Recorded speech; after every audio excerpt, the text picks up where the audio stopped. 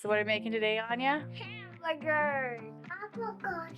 You want to say hamburgers? So today we are going to make charcuterie style hamburgers. This again is something I love to do because it means very little dishes.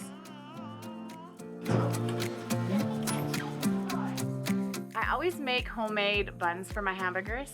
And if you haven't seen my video yet on homemade bread every day, you should go check that out and you'll find the recipe that I use for pretty much most of my bread baking needs.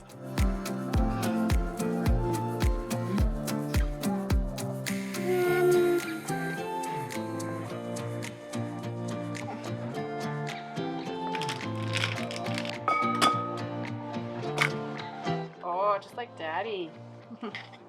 One-handed. Homemade seasoning salt again. Go check out that video.